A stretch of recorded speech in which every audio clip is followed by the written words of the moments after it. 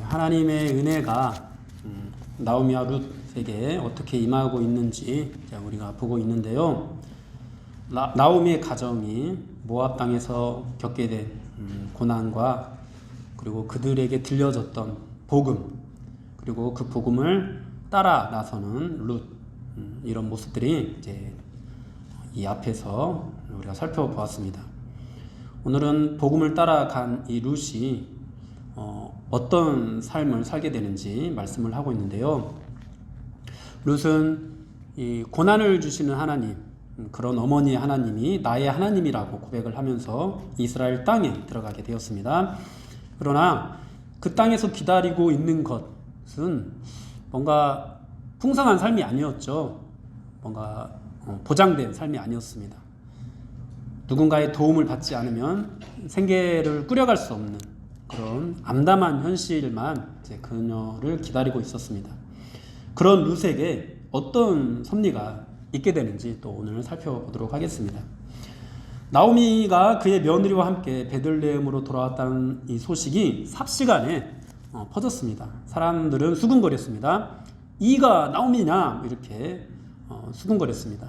어쩌다 이 지경이 되었느냐 뭐 이런 뜻이겠죠. 가진 재산 다 챙겨서 더 잘 살아보려고 모압 땅으로 갔는데 남편도 잃고 자식들도 잃고 가진 재산도 모두 잃어버리고 고향으로 이제 돌아왔으니 여러분 사람들의 반응이 좀 짐작이 되지 않겠습니까?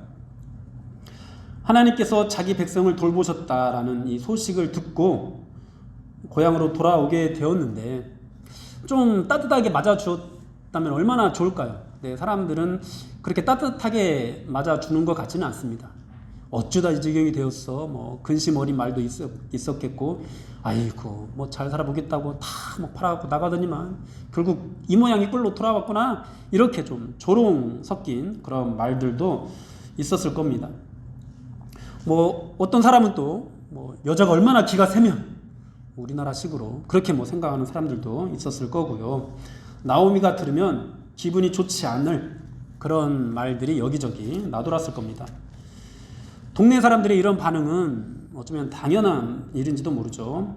우리도 만약 누군가가 믿음을 버리고 떠나 있다가 어렵고 막 이런 일들을 겪고 난 다음에 다시 이제 교회로 돌아오게 된다면 아마 비슷하게 수군거리지 않을까 생각이 됩니다. 그런데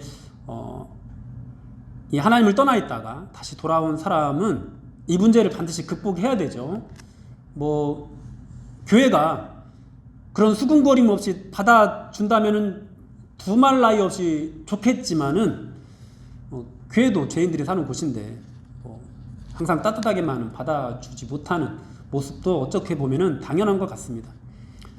그것이 옳다라는 건 아니고요. 어쨌든 그런 분위기들이 나오게 되는 것은 그냥 사람 사는 곳에서는 자연스러운 일인 것 같습니다. 그런 분위기 속에서 이 문제를 극복하지 않으면은 아무리 교회로 돌아오게 된다 한들 신앙을 다시 회복하기 어렵습니다. 그래서 이 문제를 우리가 잘 극복하는 것이 중요합니다.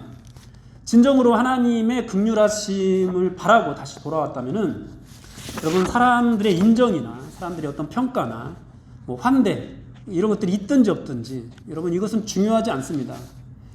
과거 어떤 명성이 있었든지 간에 자존심을 내세울 필요도 없습니다. 사람들의 시선과 말에 화를 내거나 또는 부끄러움을 느끼거나 변명하거나 그래서 막 숨기도 하고 또 뭐 다른 데로 교회를 옮겨보기도 하고 뭐 이러기도 할 텐데 여러분 사실 그런 것들은 하지 않아도 됩니다. 그리스도 안에서 그 자존심이 모두 죽어서 그냥 납작 엎드리기만 하면 됩니다. 그런데 그렇게 납작 엎드리기가 참 쉽지는 않은 것 같습니다. 오늘 나오미는 정말 그렇게 납작 엎드리는 모습으로 사람들에게 말을 하는데요. 어떻게 말을 하냐면은 자신을 변명하려고 들지를 않습니다. 또 사람들을 피하지도 않습니다. 자존심을 내세우지도 않고 나를 나오미라 하지 말고 그냥 말하라고 해라. 이 나오미라는 이름의 뜻은 기쁨이라는 뜻이고 이 마라는 뭐 고통, 뭐 쓰다 이런 뜻이거든요. 그러니까 이름 자체가 기쁨인데 야 이게 기쁨이냐? 막 이렇게 비아냥거리는 식으로 사람들이 말을 하는데, 아이고, 내가 무슨 기쁨이야. 나를 기쁨이라고 하지 마. 그냥 나를 그냥 말하라고 해. 이렇게 그냥 자신을 그냥 스스로가 낮춰가지고 그 비아냥거림을 받아들이는 거죠. 그 사람들이 수군거리는 자신의 신세를 그대로 인정한 것입니다. 그리고 더 나아가서 이 모든 것들을 하나님께서 하셨다. 하나님께서 하셨다라고 그렇게 고백을 하고 있습니다. 이 고백은 불신앙의 자리에서 믿음의 자리로 돌아오게 하신 하나님의 섭리를 인정하는 그런 신앙의 고백입니다. 그냥 원망 섞인 말이 아니라 하나님께 불평하는 그런 말이 아니라 이렇게 나를 인도하심, 이렇게 나를 괴롭게 하고 나에게 고통을 주신 이 하나님의 인도하심은 옳다. 그런 대접을 내가 받았다. 그래도 나는 싸다. 그래도 하나님께 왔다. 내가 은혜를 입고자 한다. 하나님께서 내게 은혜를 주셨으면 좋겠다. 이런 고백들을 하고 있는 것이죠. 여러분, 이것이 바로 신앙을 잃어버렸다가 다시 돌아온 사람의 올바른 마음가짐입니다. 교만이 없습니다. 또 사람들의 수군거림을 억울해하지도 않습니다. 자신이 받는 평가를 그냥 옳다고 여깁니다. 자신이 당한 일도 옳다고 여깁니다. 여러분, 우리가 믿음을 떠났다가 신앙의 자리를 떠났다가 다시 돌아오게 될 때 누군가 수군거리는 소리를 듣게 된다면 얼마나 많은 경우에 기분 나빠합니까? 그런데 정말 하나님의 긍휼을 잊기를 원한다면은 여러분, 그것을 기분 나빠하지 마시고 하나님의 관점에서 하나님께서 어떤 일을 내게 베푸시려고 하는지를 기대하면서 그 모든 것들을 그냥 인정하고 하나님 앞에 납작, 사람들 앞에서도 납작 그렇게 엎드릴 수 있었으면 좋겠습니다. 그렇게 엎드리고 나아갈 때 여러분, 진정한 하나님의 은혜가 또 임하게 되거든요. 그런데 오늘 이 나오미의 고백에서 좀 특이한 점이 또 하나 발견되는데, 하나님을 전능자라고 이제 부르고 있거든요. 전능자라는 이 히브리어는 샷다이라는 히브리어입니다.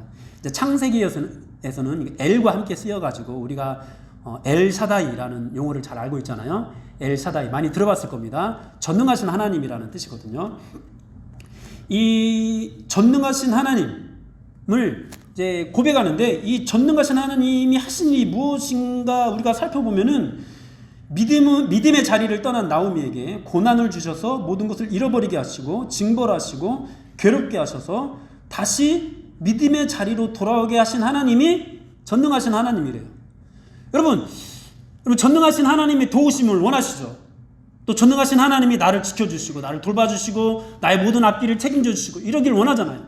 우리가 흔히 그럴 때 떠오르는 어떤 전능하신 하나님의 이미지는 어떤 것인가요? 말씀으로 막 천지를 지으시고 뭐 구름기둥 불기둥 이런 것들을 일으키시고 바다를 가르시고 죽은 자를 살리시고 병을 고치시고 귀신을 쫓아내는, 우리가 생각해도 막 정말 신기한 어떤 그런 표적들을 나타내는 하나님, 그러니까 큰 능력을 행하시는 하나님, 이것이 전능하신 하나님이잖아요. 그렇죠? 우리가 이해하는 관점은 그렇습니다. 그런데 여러분, 성경에서는 전능하신 하나님을 그렇게 설명하고 있지 않아요. 우리가 오해하고 있었던 것이죠. 이 전능하신 하나님, 이 엘샤다이 하나님, 이 하나님이 이제 처음 사용된 것이 창세기거든요. 창세기 17장에서 아브라함을 부르실 때, 아브라함이 99세 때 여호와께서 아브라함에게 나타나서 그에게 이르시되 나는 전능한 하나님이다, 이렇게 이제 말씀하면서 전능자, 이 샤다이, 엘샤다이가 처음 등장을 하는데요. 여기서 이제 우리가 전능하신 하나님의 뜻을 이해할 때 100세의 아들을 주시는 것, 이런 쪽으로 이해하기 쉽거든요. 근데 이제 그 쓰임들, 그 용례들을 자세히 살펴보면은 또 이제 등장하게 되는 것이 창세기 28장에서 이삭이 야곱을 축복할 때, 전능하신 하나님이 내게 복을 주시어 내가 성육하고 번성하게 하여 내가 여러 족속을 이루게 하시고, 야곱을 축복할 때 전능하신 하나님을 말씀합니다. 그런데 이 전능하신 하나님이 야곱을 통해서 역사하신 일이 무엇이죠? 어떤 큰 능력을 행하신 게 아니잖아요. 형 에서를 피해서 도망가게 하시고 막 갖은 고난 가운데서 뭐 재산도 모으고 또 형 에사하고 화해하고 그러는 가운데 또 딸 디나가 강간당하고 막 아들들이 막 이 세겜 족속을 다 진멸해 버리고 이런 일들, 뭐 요셉이 또 이 종으로 팔려가는 뭐 이런 일들을 겪게 하시는 하나님이 이 전능하신 하나님이거든요. 이 전능하신 하나님의 의미를 이 성경에서 표현하는 방식은 절대 어떤 큰 능력을 행하시는 하나님이 아닌 거예요. 이것을 더 명확하게 알게 되는 부분이 어디냐면은 이 샤다이, 엘샤다이 할 때 이 샤다이라는 단어가 제일 많이 사용되는 곳이 욥기입니다. 이 구약 성경에서 샤다이가 총 48회가 사용이 되거든요. 그 중에서 31회가 욥기에서 사용이 돼요. 근데 욥기 내용을 우리가 너무도 잘 알잖아요. 큰 능력을 행하시는 하나님이 아니잖아요. 욥에게 고난을 주시고 그렇게 해서 전에는 내가 하나님에 대해서 그냥 귀로 듣기만 했는데 이제는 눈으로 보게 되기까지 인도하시는, 그렇게 고난을 통해서 정금같이 단련하셔서 그가 하나님을 볼 수 있는 자로 인도하시는, 그렇게 그를 성장시키는 하나님, 이게 전능하신 하나님이라는 거죠. 여러분, 전능하신 하나님이 어떤 하나님인지 이해가 되십니까? 여러분, 우리는요 이 성경에 나온 굉장히 많은 이런 어떤 단어든지 용어들을 우리의 관점으로 이해하는 경우가 많습니다. 그래서 전능하신 하나님 할 때 뭔가 막 큰 능력을 행해가지고 정말 다른 사람들이 다 부러워하고, 야, 이게 정말 어떻게 이런 일이 있을 수가 있어 라고 감탄할 만큼 그런 어떤 능력이 나에게서 나타나든지 그런 신비한 일들이 일어나든지 그렇게 해서 역사하시는 하나님, 이런 하나님을 전능하신 하나님이라고 우리가 생각을 하는데 그게 아니라는 거죠. 그게 아니라는 거죠. 누가 보아도 어떤 능력 같은 것은 전혀 나타나 보이지 않는 그런 현실 속에서 이 하나님의 사람, 하나님께서 택하신 사람을 고난으로 그를 단련하시고 연단하셔서 마침내 하나님께서 원하시는 그런 모습으로, 하나님의 백성다운 사람으로, 하나님의 자녀다운 사람으로 만들어 가시는 이 인도하심을 통해서 구원을 이루시는 이 하나님, 이것이 전능하신 하나님이라는 겁니다. 이 전능하신 하나님은요, 큰 능력을 행하시는 이 하나님을 표현할 때 한 번도 사용된 적이 없습니다. 연약한 인간을 구원하시기 위해서 인도하시는 모든 과정 속에서 고난과 역경을 겪게 하셔서 마침내 인간을 성장시키는 그 하나님을 표현할 때 사용됩니다. 이 전능하신 하나님의 인도하심 속에서 나오미가 그런 인도함을 받고 있다고 이렇게 고백을 하고 있는 거예요. 여러분, 이 전능하신 하나님이 우리의 삶도 이끌어 가고 있습니다. 여러분 믿으십니까? 전능하신 하나님이 여러분들을 지금 붙들고 있습니다. 여러분 믿으십니까? 사람들한테 자랑하세요. 전능하신 하나님이 나를 항상 도우셔. 에이씨, 야, 그러면서 그렇게 가난하게 사냐? 너 그러면서 그렇게 평범하냐? 사람들은 이렇게 말할 수 있겠죠. 비웃으면서 그냥 여러분들 믿으십시오. 왜냐하면 전능하신 하나님은 그렇게 어떤 큰 능력으로 나타나는 하나님이 아니라는 것을 이제 알게 됐잖아요. 없다라고 부인할 건가요? 큰 능력이 나타나지 않아서? 아니잖아요. 여러분들을 고난 가운데 인도하시는 그 하나님 모두 다 경험하고 계시잖아요. 그렇게 전능하신 하나님을 고백할 때 이제 나오미에게서 한 줄기 희망이 비치는데요. 22절에서 그가 보리 추수 시작할 때 베들레헴에 이르렀다라고 그렇게 말씀을 하고 있습니다. 전능한 하나님 인도하셨는데 대단한 기적이 나타나지 않죠. 단지 그냥 떠날 때는 흉년이었는데 돌아왔을 때는 보리 추수가 시작되고 있다라는 그런 말씀으로 이렇게 나타내 주고 있습니다. 이것이 전능하신 하나님의 섭리이고 인도하심이라는 거죠. 이것이 전능하신 하나님의 회복시키는 은혜라는 거죠. 나오미는 상상도 못하고 있지만 우리는 하나님께서 이제 룻을 통해서 어떤 일을 이루시는지를 잘 압니다. 이런 돌보심의 역사가 정말 아무것도 아닌 일처럼 보여지는 이런 일로 전능하신 하나님의 능력으로 그렇게 이루어지고 있는 겁니다. 사랑하는 여러분, 오늘 여러분도 이 전능하신 하나님의 인도하심의 손길을 볼 수 있기를 축원합니다.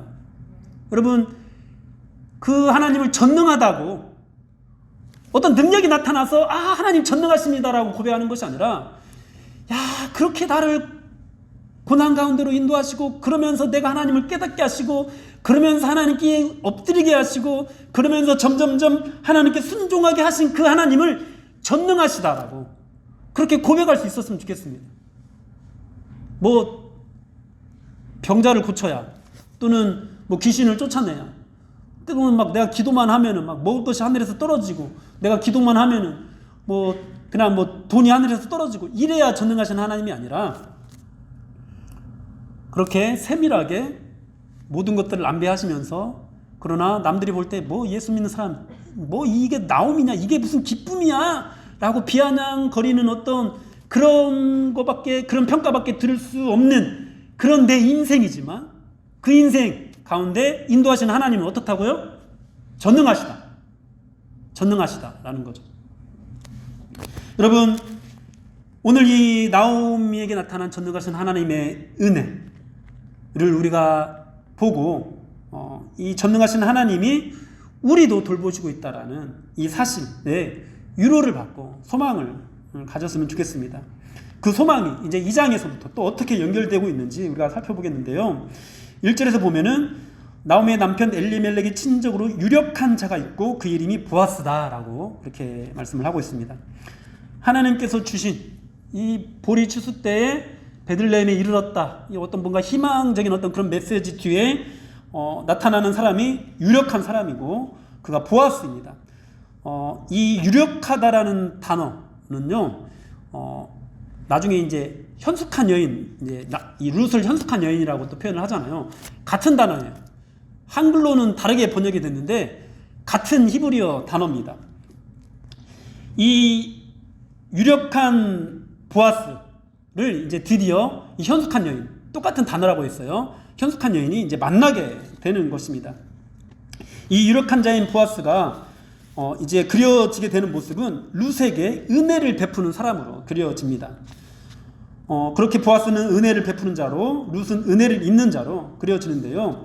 이것이 이제 우리와 그리스도의 관계를 예표하는 놀라운 구속사적인 그런 내용을 담고 있는 것이죠. 그리고 또 우리가 뭐 보게 되는 것이, 이런 놀라운 섭리가 이루어지고 있는 이런 중에도 여전히 하나님은 등장하지 않는다라는 거예요. 전능하신 하나님은 나타나지 않아요. 전능하신 하나님이라고 하는데 우리가 생각하는 전능하신 하나님은 나타나지 않습니다. 하나님이 룻에게 어떤 말씀을 주는 것도 아니고, 여기로 가라 저기로 가라, 뭐 누구에게 가라 누구에게 가서 말을 해라, 뭐 이렇게 나타나지 않으면서 그저 우연히 이르렀다라고 그렇게 말씀하고 있습니다. 룻은 그저 먹고 사는 문제를 해결하기 위해서 애쓰고 있을 뿐입니다. 그저 은혜를 잊기 위해서 간절히 바라고 있을 뿐입니다. 여러분, 여기에서 우리가 또 알 수 있는 사실은 뭐냐면요, 믿음을 버리고 떠났다가 다시 믿음의 자리로 돌아왔을 때 우리가 기대하는 것처럼 뭔가 환경이 뭔가 확 달라진다거나, 뭔가 우리가 정말 믿음으로 살아가니까 정말 이런 길을 하나님께서 열어주시구나, 이렇게 막 감탄할 만큼 어떤 특별한 일들이 일어나지 않는다라는 겁니다. 믿음의 자리로 돌아왔는데 어머니의 하나님이 나의 하나님이다, 정말 대단한 그런 신앙의 고백을 하면서 나의 나라를 떠나서 이 이방 나라까지 룻이 왔는데 뭔가 보장되는 것은 없어요. 내일 무엇을 먹어야 될지 정말 암담하기만 합니다. 그래서 하게 되는 것이 그냥 이삭 줍는 일이었습니다. 먹고 살기 위해서 이삭을 주우러 나가는 거죠. 은혜를 입기를 바라는 그런 마음으로 은혜를 입으면 이삭을 주울 수 있겠다, 이렇게 말을 하면서 나아갑니다. 근데 여러분, 이 모든 이 이야기의 플롯 안에 하나님의 은혜가 또 숨어 있습니다. 우선 이 룻의 마음이 은혜를 입기를 원하는 그런 간절한 마음이 있습니다. 먹고 살기 막막한 상태에서 정말 은혜를 입기를 원하는 그런 마음이 있습니다. 그가 선택한 것이 이삭 줍기인데요. 이 이삭을 줍는 것, 그러니까 이삭을 남기는 것, 이것은요, 하나님께서 율법을 통해서 이스라엘 백성들에게 명령하신 일입니다.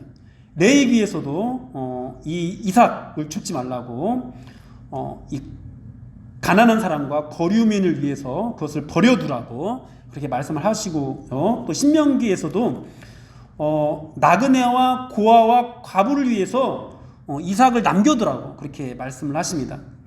그러니까 이삭을 남겨두는 것은 뭐냐면은 은혜의 법인 거예요. 은혜의 법. 하나님께서 명령하신 은혜의 법. 은혜 입기를 간절히 바라는 룻이 들어가게 되는 것이 뭐냐니까 은혜의 법 안으로 들어가고 있는 이 모습을 이 오늘 본문에서 그대로 보여주고 있는 겁니다. 그렇게 은혜를 잊기를 간절히 원하는 룻이 은혜의 법 아래로 들어가서 만나게 된 사람이 누구예요? 보아스. 그럼 보아스가 예표하는 사람이 누구예요? 예수 그리스도. 은혜의 법 아래로 들어가서 이 룻이 만나게 된 사람이 바로 예수님이라는 거예요. 이 얼마나 놀라운 은혜입니까? 사람들은 그냥 모르는 사람들, 그리고 예수님을 인정하지 않는 사람들은 아이고 뭐 그게 무슨 능력, 전능하신 하나님의 인도하심이야, 이렇게 말할 수 있지만은, 여러분 이 믿음의 눈을 가지고 이런 모든 것들을 고백할 때 나오미는 전능하신 하나님의 인도하심이라고 고백을 하고 있잖아요. 우리도 우리 가운데 임하셨던 그런 하나님의 세밀한 인도하심, 뭔가 특별한 그런 능력이 나타나지는 않았을지는 몰라도 우리는 그저 은혜의 길을 간절히 바라는 마음으로 하나님의 은혜의 법 안에 들어와서 고개를 들어서 봤더니 내가 보게 된 것, 내가 만나게 된 분이 바로 예수 그리스도라는 이 사실. 여러분, 이 인도하심이 얼마나 큰 능력인지, 얼마나 전능하신 하나님의 능력인지 우리가 알아야 된다는 거예요. 그렇게 고백할 수 있어야 된다는 거죠. 그렇습니다. 사랑하는 여러분, 이것이 전능하신 하나님의 은혜입니다.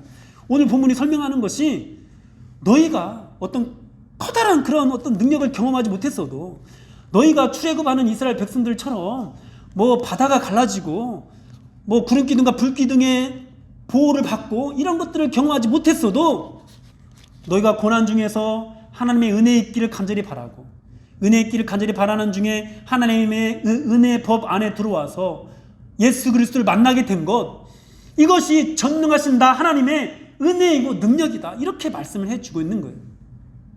근데 우리는 이것을 대수롭지 않게 여기죠. 이것을 너무 가볍게 여깁니다. 왜요?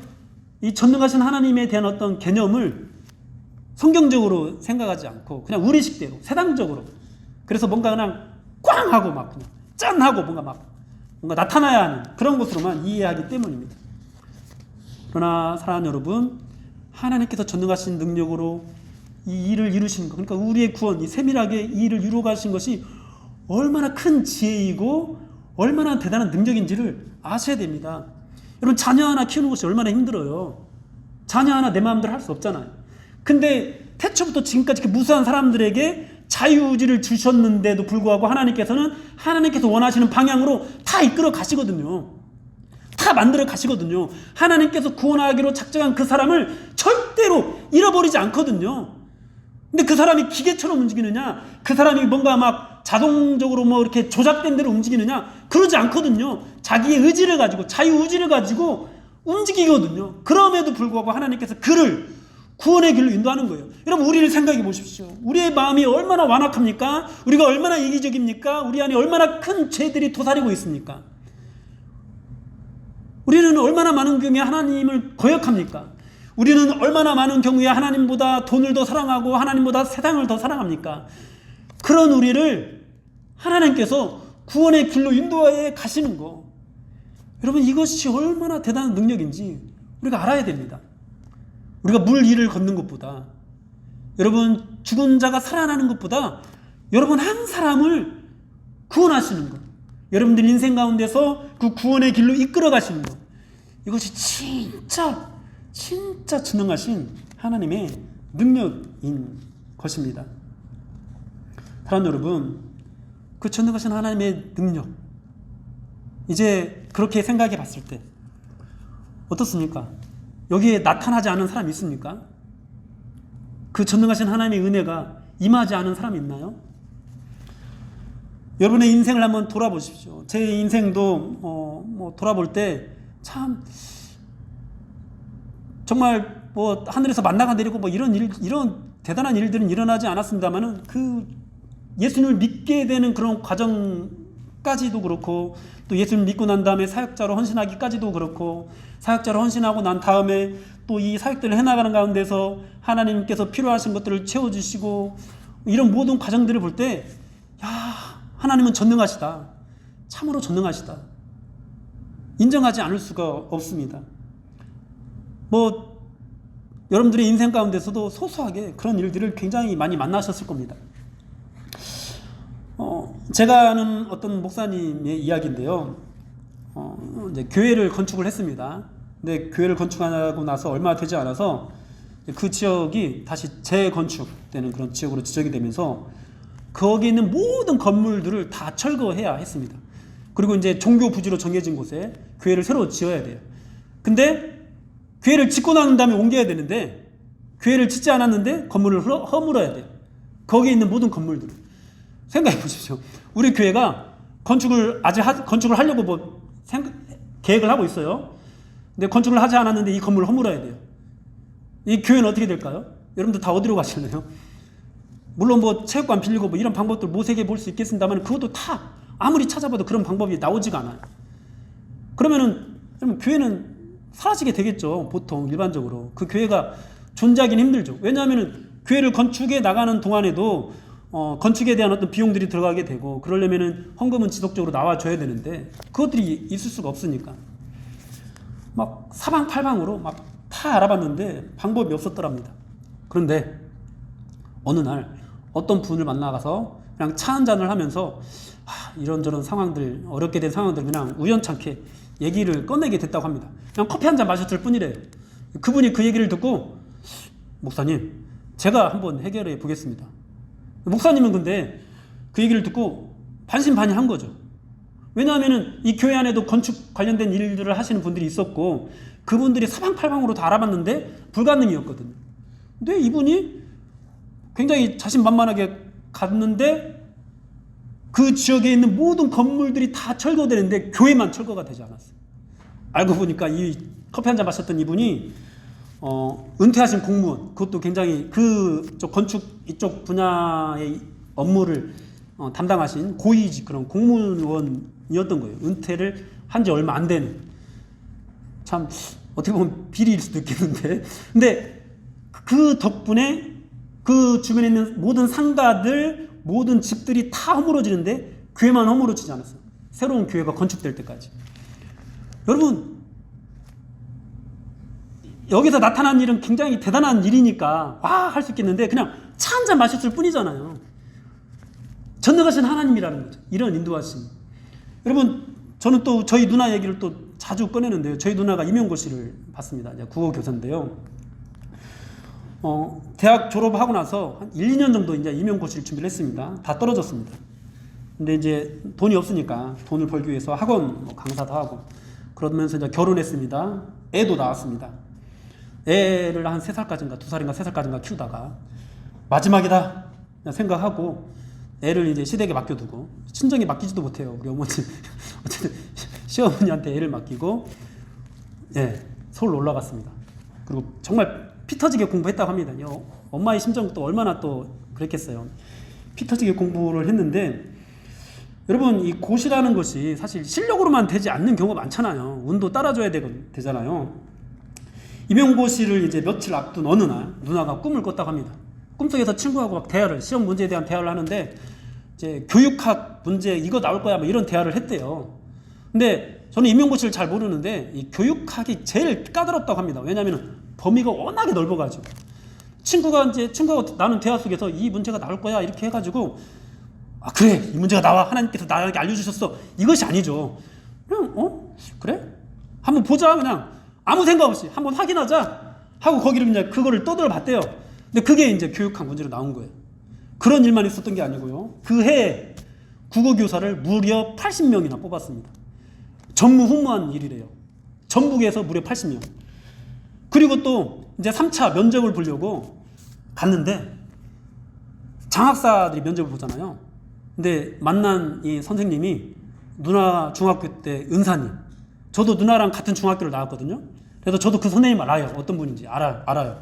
그 선생님이 면접관으로 나와가지고 서로 막 해가지고 다른 사람들은 다 막 긴장하고 있는데 누나는 뭐 옛날에 이 선생님 저 선생님 얘기하면서 이 선생님 이름이 진짜 봉자 선생님이신데 이 선생님이 옛날에 이 선생님 기억나냐? 이 선생님 지금 어디서 뭐 하고 있다? 이 선생님은 지금 어디서 뭐 하고 있다? 막 이런 대화들로 막 면접하는데 그냥 긴장 하나 안 하고 그렇게 면접을 보고 왔다고 합니다. 그 모든 것들이 다 연결돼 가지고 그냥 그에 그냥 합격하게 됐습니다. 아무것도 아닌 것 같지만 그렇게 세밀하게 인도해 주시더라고요.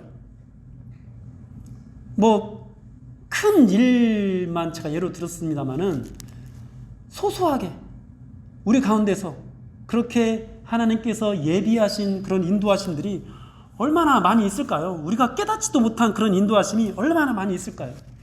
여러분, 하나님께서 이 룻의 발걸음을 인도하셔서 유력한 자 이 보아스의 밭에 이르게 된 것, 우연이지만, 우연이라고 이렇게 성경에서 표현하고 있지만, 이런 전능하신 하나님의 인도하심이 룻에게 나타나고 있고, 그리고 그 인도하심이 우리들에게도 있다라고 지금 하나님께서 우리에게 말씀하고 있는 거예요. 여러분, 이것을 믿으십니까? 전능하신 하나님이 어디 있습니까? 이런 말을 하지 말자고요. 내 인생에서 무슨 전능하신 하나님이 있었습니까? 이런 말을 하지 말자고요. 있었다고요. 전능하신 하나님의 그 능력이 나타났다고요. 사랑하는 여러분, 오늘도 여러분은 또 어떤 고난과 근심 가운데 또 이 자리에 나오셨습니까? 하나님께서 또 여러분들을 어떻게 비게 만들으셨습니까? 또 하나님께서 또 내일은 또 어떻게 여러분들을 치실까요? 어떻게 또 징벌하실까요?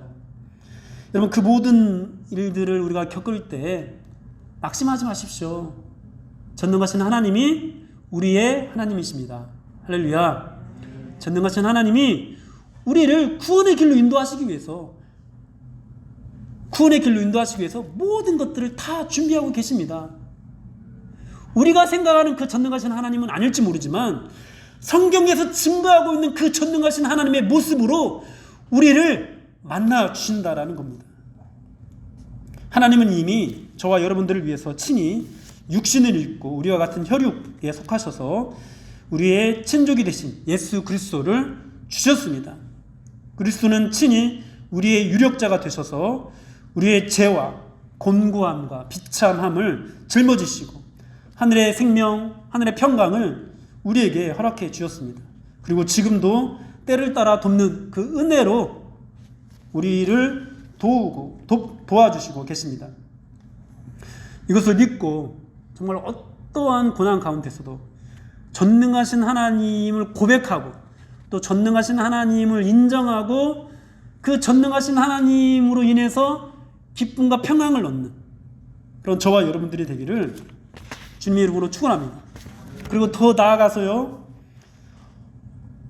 우리도 이 보아스처럼 다른 사람들에게 선한 어떤 은혜의 통로로, 축복의 통로로 쓰임받는 인생이 될 수 있도록 전능하신 하나님께 쓰임받아서 또 다른 누군가에게 전능하신 하나님을 경험하게 만드는 그런 삶을 살아갈 수 있게 해달라고 그렇게 기도하는 저와 여러분들이 되기를 주님의 이름으로 축원합니다. 기도하시겠습니다.